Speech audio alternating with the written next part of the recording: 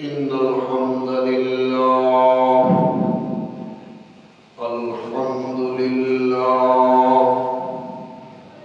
الحمد لله نحمده ونستعينه ونستغفره ونؤمن به ونتوكل عليه ونعوذ بالله من شرور أنفسنا ومن سيئات أعمالنا من يهده الله فلا مضل له ومن يضلله فلا هادي له ونشهد أن لا إله إلا الله وحده لا شريك له ونشهد أن سيدنا محمد عبد الله ورسوله الذي أرسله بالحق بشيرا ونذيرا وداعيا إلى الله بإذنه وسراجا منيرا أما بعد فقد قال تعالى في شان حبيبه مخبرا وآمرا فأعوذ بالله من الشيطان الرجيم بسم الله الرحمن الرحيم إن الله وملائكته يصلون على النبي يا أيها الذين آمنوا صلوا عليه وسلموا تسليما اللهم صل على محمد وعلى آل محمد كما صليت على إبراهيم وعلى آل إبراهيم إنك حميد مجيد اللهم بارك على محمد وعلى آل محمد كما باركت على إبراهيم وعلى آل إبراهيم إنك حميد مجيد উপস্থিত মুআজ্জাজ মুহতারাম সম্মানিত মুসল্লিয়ানে কেরাম মুরব্বিয়ানে আযম অত্র এলাকা সর্বস্তরের দিন প্রিয় ইসলাম প্রিয় তৌহিদি জনতা এবং পর্দার আড়ালে আমার সম্মানিতা মা এবং বোনেরা আসসালামু আলাইকুম ওয়া রাহমাতুল্লাহি ওয়া বারাকাতুহু আল্লাহ তাআলার দরবারে লক্ষ কোটি শুকরিয়া জ্ঞাপন করছি যিনি আমাদেরকে এই রজবের মাসে পবিত্র জুমার দিনে জুমার নামাজে আগে আগে উপস্থিত হওয়ার তৌফিক এনায়েত করেছেন। আমরা বলি আলহামদুলিল্লাহ। アルハムドリルラー আলহামদুলিল্লাহ। এবং アルハムドリルラー আলহামদুলিল্লাহ। আলহামদুলিল্লাহ। এবং লক্ষ কোটি দরুদ সালাম পেশ করছি মানবতার মহান শিক্ষক সরওয়ার আলম নূর মুজাসসাম সাইয়্যিদুনা নবিয়ুনা জনাব মুহাম্মদুর রাসূলুল্লাহ সাল্লাল্লাহু আলাইহি ওয়াসাল্লামের প্রতি এবং তার সম্মানিত আহলে বাইত আসহাব আজমাইনদের প্রতি সাল্লাল্লাহু আলাইহি ওয়া আলা আলিহি ওয়া আসহাবিহি ওয়া বারাকা ওয়া সাল্লাম। প্রিয় উপস্থিতি, আমরা আস্তে আস্তে রমজানের দিকে এগোচ্ছি। রজব মাস আসলেই আমাদের প্রিয় নবী জনাব মুহাম্মদুর রাসূলুল্লাহ সাল্লাল্লাহু আলাইহি ওয়াসাল্লাম বলেছেন একটা দোয়া পাঠ করতে। আপনারা সবাই আমার সাথে দোয়াটা পড়েন, আল্লাহুম্মা বারিক লানা ফি রজব ওয়া শাবান ওয়া বাল্লিগনা রমাদান। প্রিয় উপস্থিতি, আমরা গত সপ্তাহে জুমার খুতবার শিরোনাম ছিল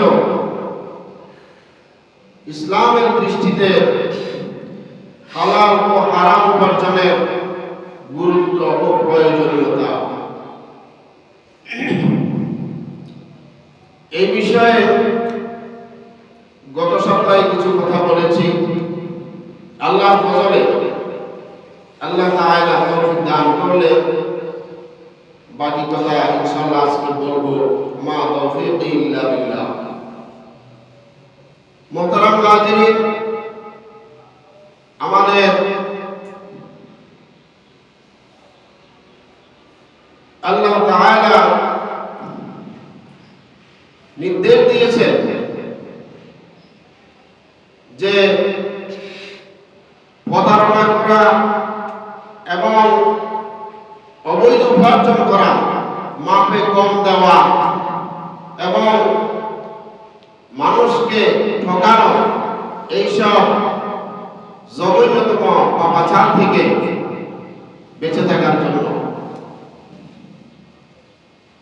এই সকল বিষয়গুলো আয়াতে কারিমা এবং হাদিস যদি আপনি একসাথ করেন, একটা বড় আকারের বই হবে, কিতাব হয়ে যাবে। আল্লাহ তাআলা সূরা মুতাফফিফিনের প্রথম নম্বর আয়াতে ঘোষণা করেছেন, ওয়াইলুল লিল মুতাফফিফিন, ওয়াইলুল লিল মুতাফফিফিন। ওয়াইল দুজকের দুর্ভোগ তাদের জন্য যারা মাপে এবং ওজনে কম দেয়, মাপে এবং ওজনে কম দেয় তাদের জন্য ওয়াইল জাহান্নামের শাস্তি। প্রিয় হাজিরিন, মাপে এবং ওজনে কম দেয়া এটা শুধু পূর্ণ মাপা নয়, এটা বৃহত্তম বহন করে। এই বিষয়টা হচ্ছে আপনি জীবনের প্রত্যেকটা ক্ষেত্রেই আপনাকে মাপে এবং ওজনে ঠিক রাখতে হবে। আপনার মাপ ঠিক রাখতে হবে জীবনের প্রত্যেকটা কাজে। আপনাকে যদি কেউ বিশ্বাস করে, আপনি যদি ভিতরে ভিতরে তার সাথে প্রতারণা করেন, এইখানে আপনি তার জন্য মাপে এবং ওজনে কম দিলেন।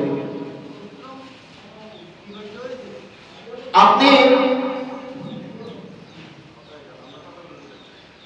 1 কেজি আলু নিলেন, আলু নেওয়ার পরে যে দোকানি থেকে নিলেন তার দোকানের বাটখারার মধ্যে, দাড়ি পাল্লার মধ্যে ফাঁক আছে 100 গ্রাম। ভাগ দিয়ে আপনাকে বিক্রি করলো, তাইলে সে আপনাকে 100 গ্রাম মাপে বা ওজনে কম দিল। এরপরে আরো একটা উদাহরণ দিতে পারি যে গাড়ি ভাড়া। আপনার এখান থেকে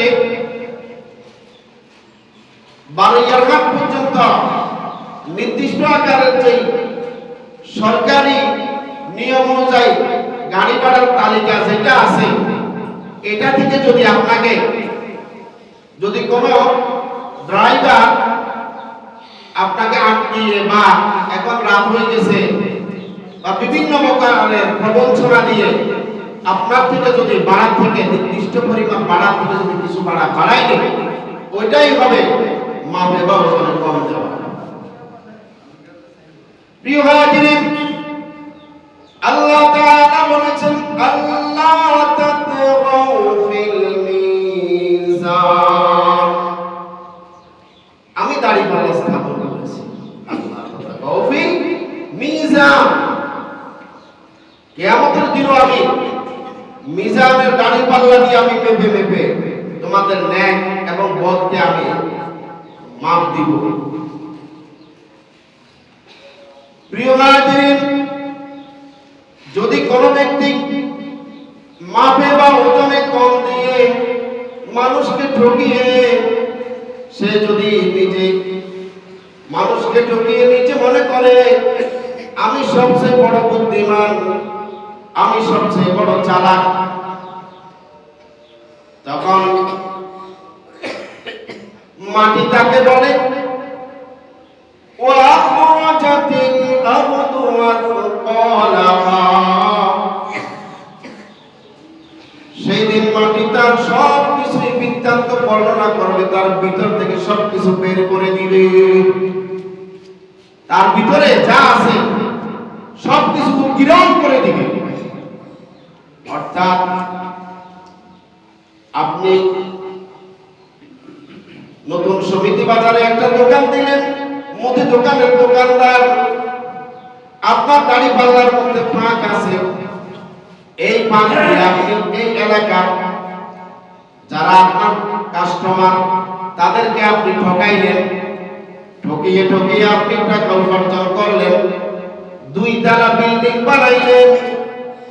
এরপরে হঠাৎ একদিন দেখলেন ইযা যুলজিলাতিল আরদু জিলজালাহা।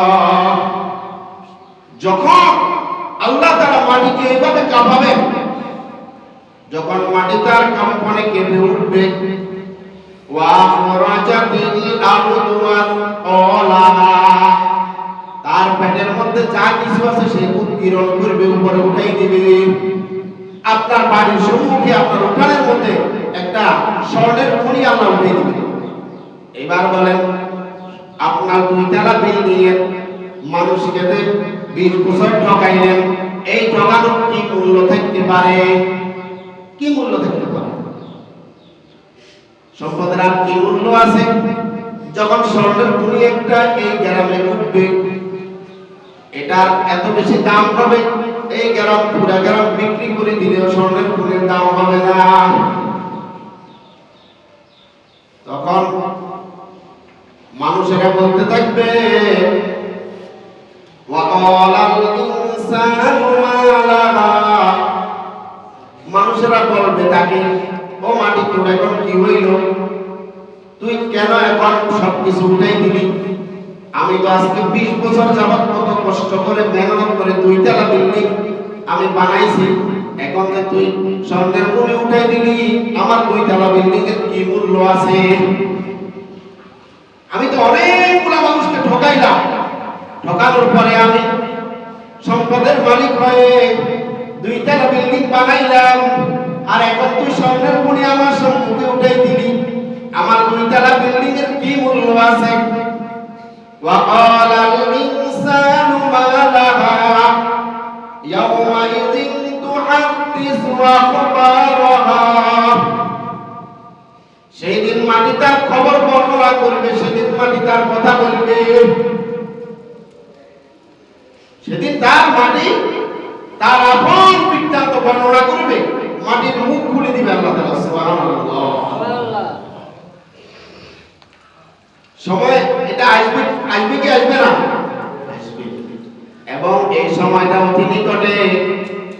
পৃথিবীর আপাত থেকে বোঝা যায় যে কিয়ামতের কাছাকাছি আছি আমরা। নাসার বিজ্ঞানীরা বলতেছে পৃথিবীর অভ্যন্তরীণ যে ইলেকট্রোম্যাগনেটিক যে চৌম্বকীয় শক্তি আছে, তাদের চৌম্বকীয় যে শক্তি আছে, এই শক্তিটা মেরুকরণ করতেছে। এটা কি করতেছে? মেরুকরণ করতেছে।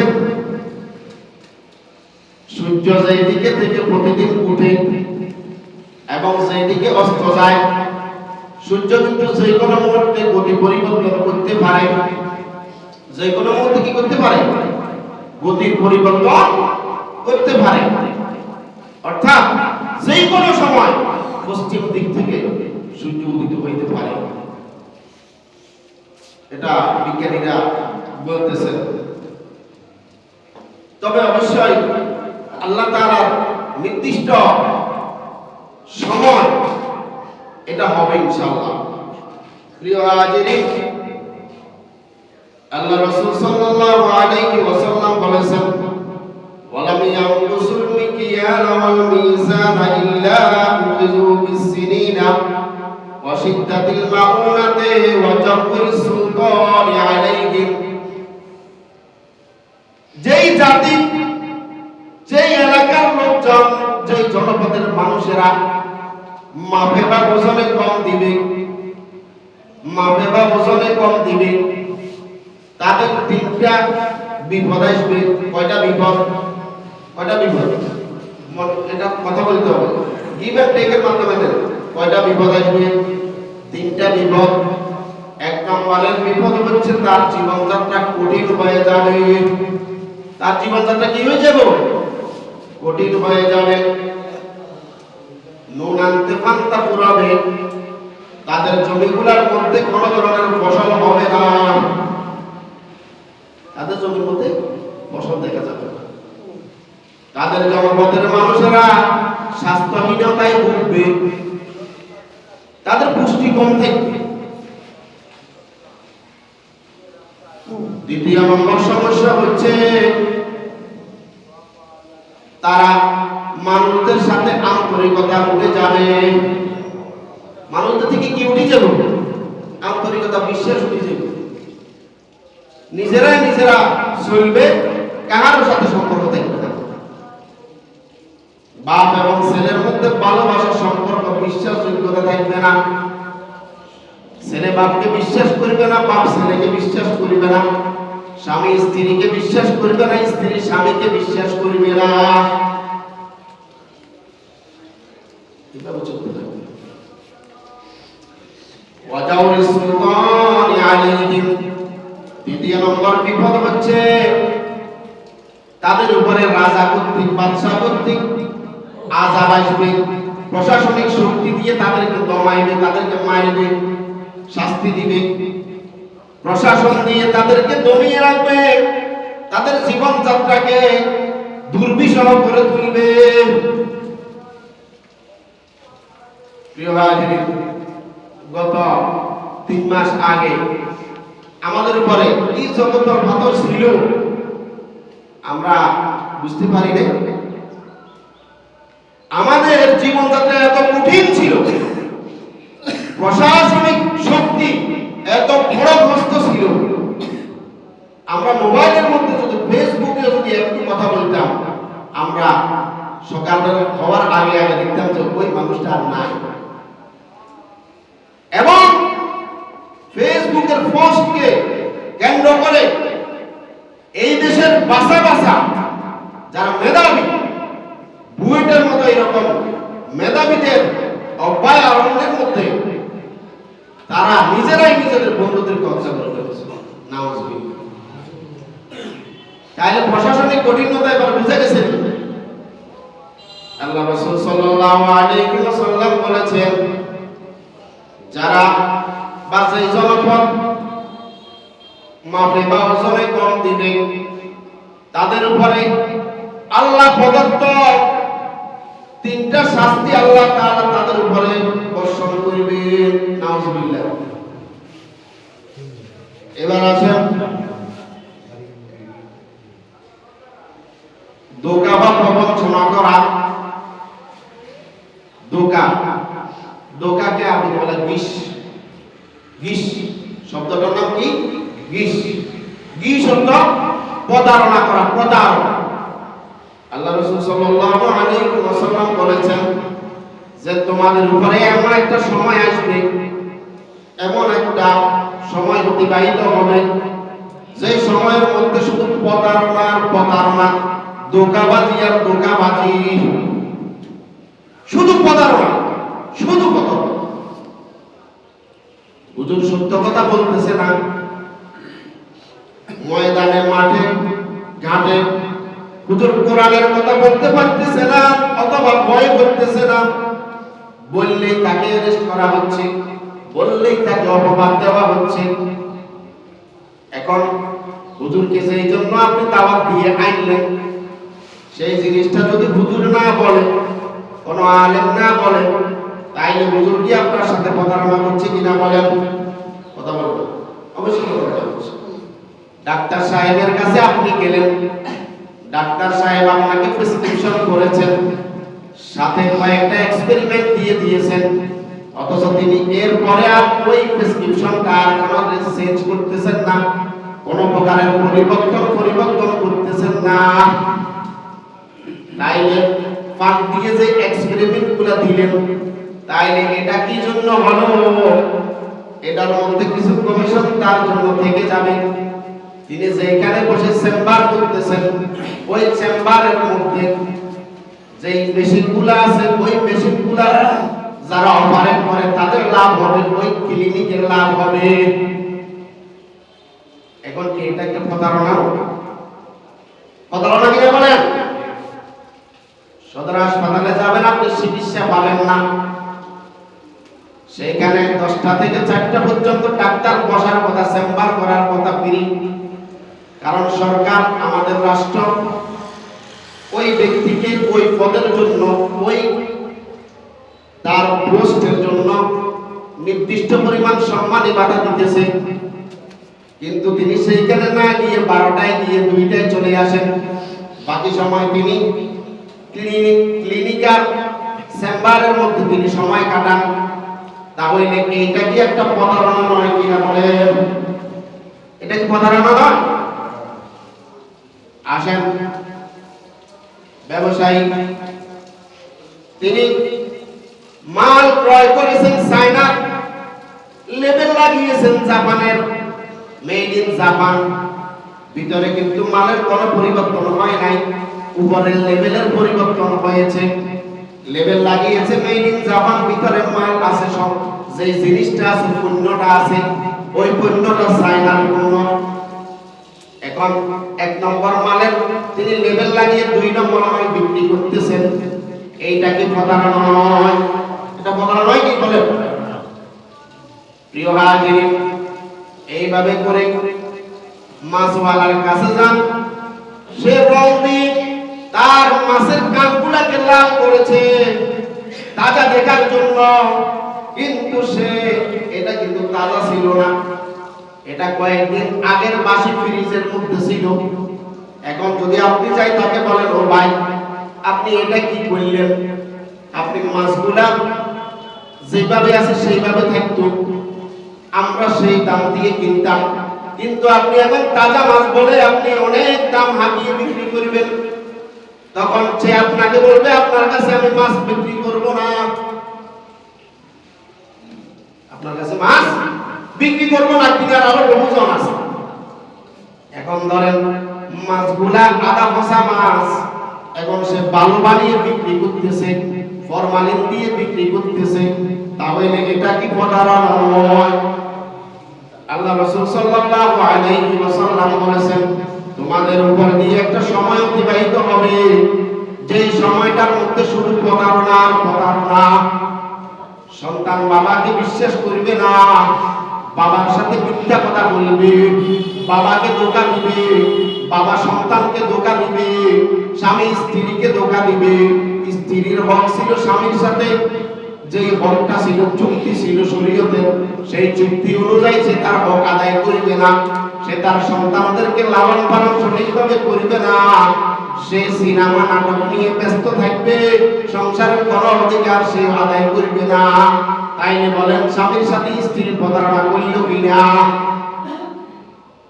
এবার আসেন, স্ত্রীকে যখন আমরা আল্লাহকে সাক্ষী রেখে গ্রহণ করতেছি, তখন আমরা অনেকগুলা তার অধিকার আমরা আদায় করব, তার হক আদায় করব বলে আমরা তার সাথে চুক্তিবদ্ধ হয়েছি, বিবাহের প্রণয়ে আবদ্ধ হয়েছি।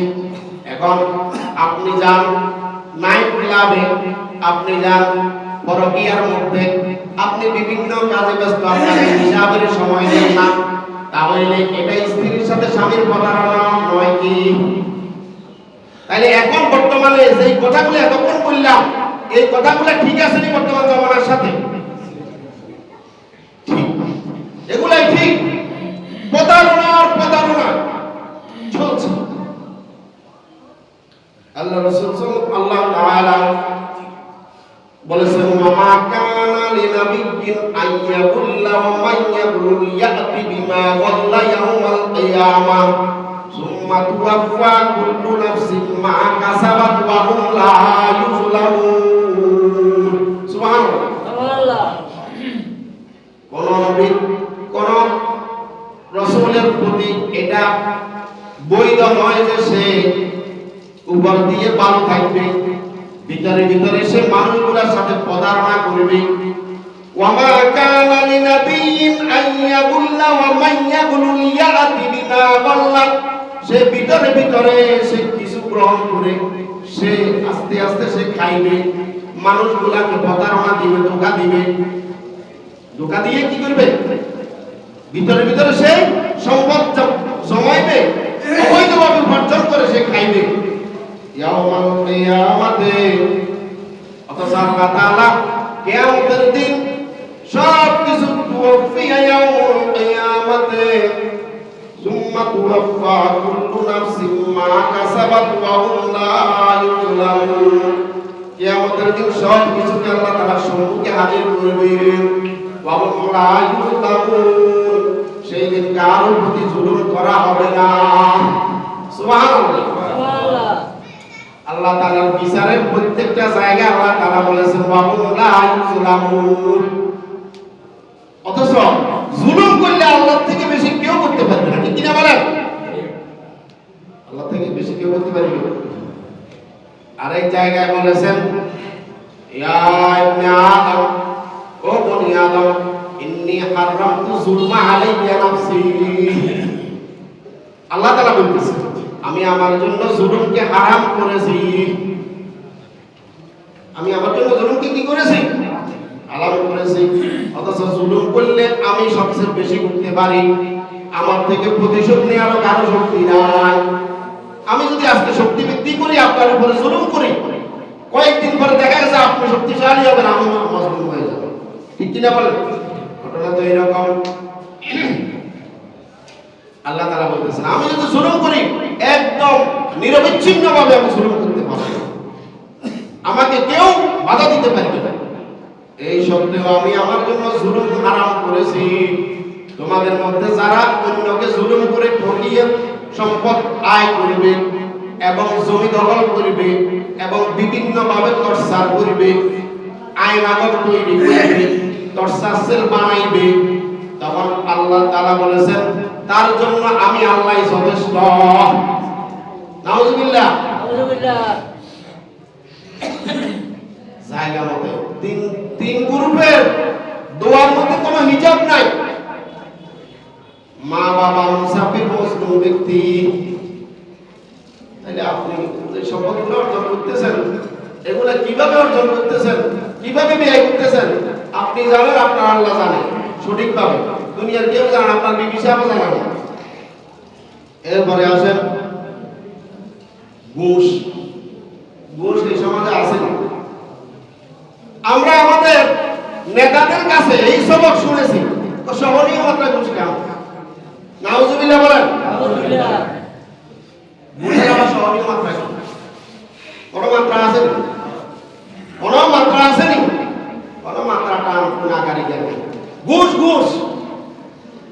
লানা রাসূলুল্লাহ আলা রাশি ওয়াল মুরতাহি নাউযুবিল্লাহ বলেন।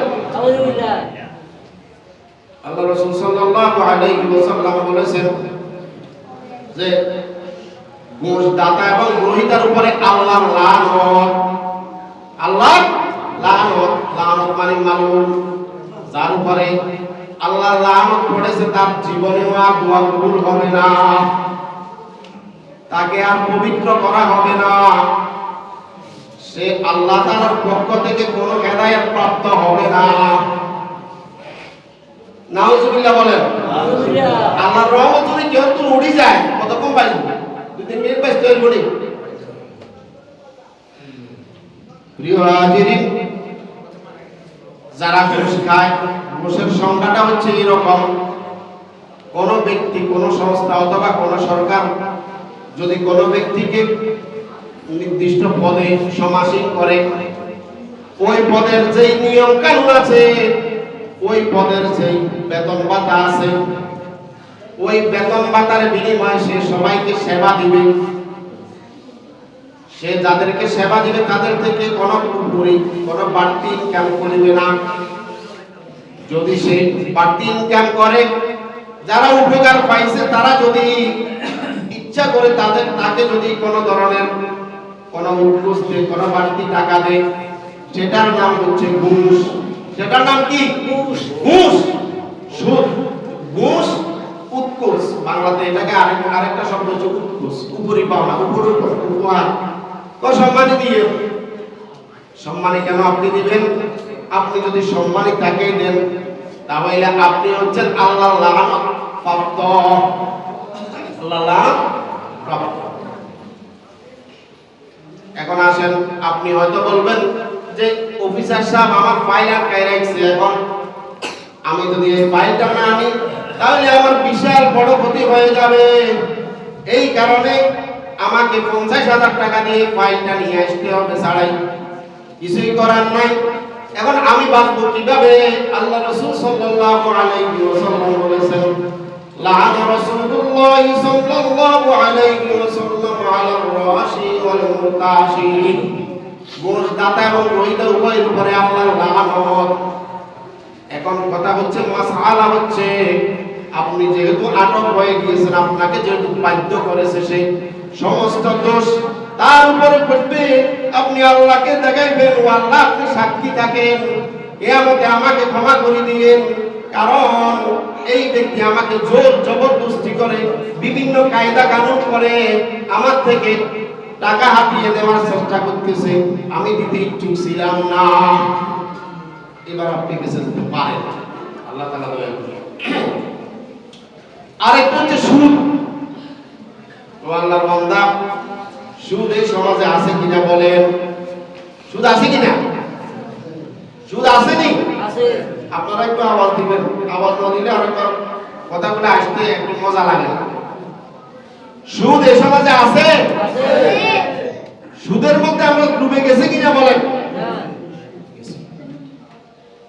আপনার মেয়েকে আপনি হালাল খাদ্য খাওয়াই, তাকে লালন পালন করলেন, এরপরে আপনি সুদী ব্যাংকের ম্যানেজারের নিকটে মেয়েটাকে হস্তান্তর করলেন, বিবাহ শাদী দিলেন।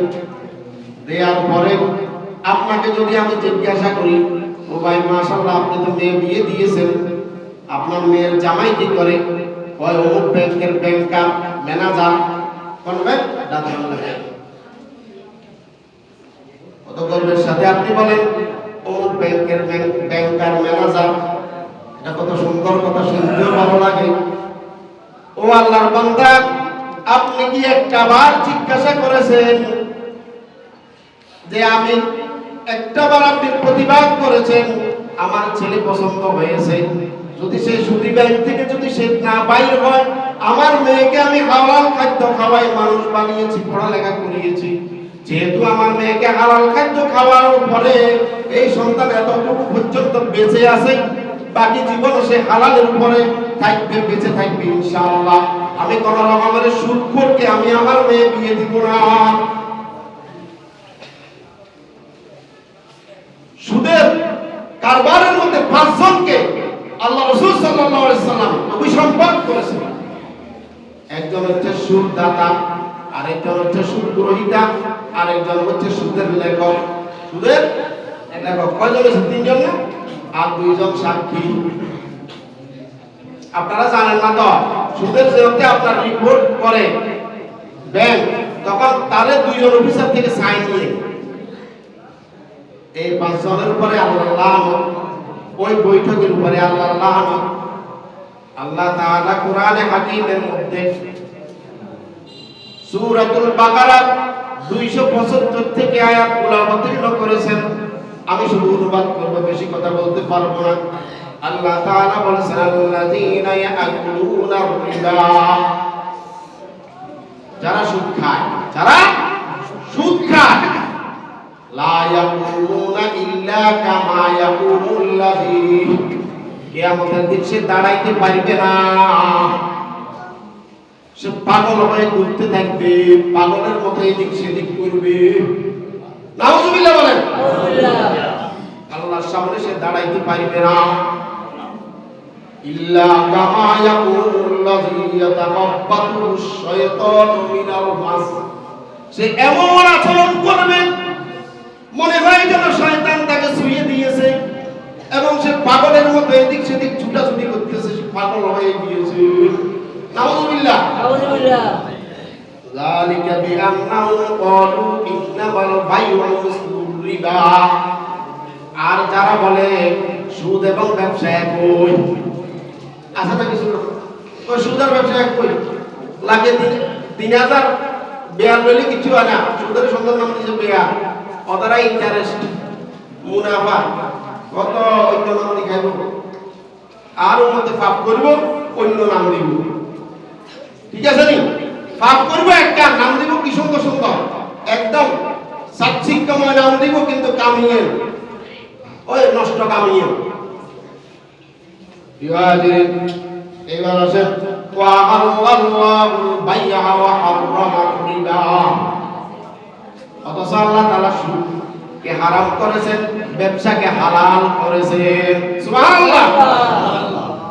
ব্যবসা সুদকে এলো, ব্যবসার মধ্যে কত ঝুঁকি, ব্যবসার মধ্যে কত টেনশন, ব্যবসার মধ্যে কত সময় দেওয়া লাগে।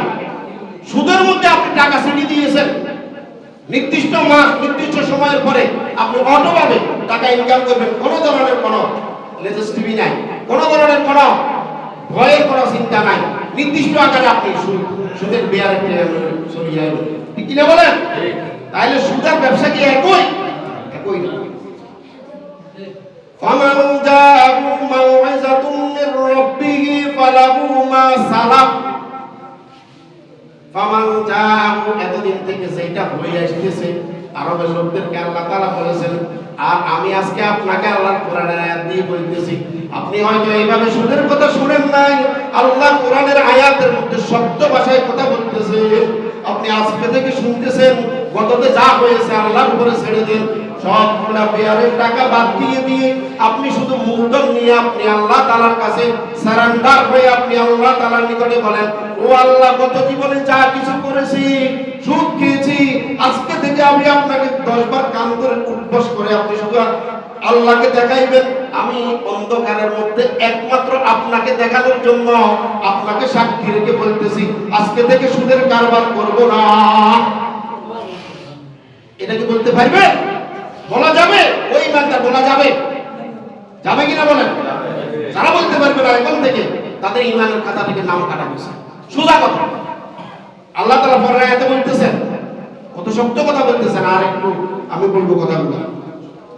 ফান্তাহা ফালাহু মা সালাফ ওয়া আমরুহু ইলাল্লাহ ওয়া মান আদা ফাউলাইকা আসহাবুন নার। যারা এটার উপরে আছে, ঈমানও কবুল করছে, আবার এটার উপরে আছে, ফাউলাইকা আসহাবুন নার, তারা জাহান্নামের আগুনে জ্বলতে থাকবে। হুম ফিহা খালিদুন, তারা সেখানে চিরস্থায়ী ভাবে থাকবে। কিসের ঈমান আর কিসের ঈমান?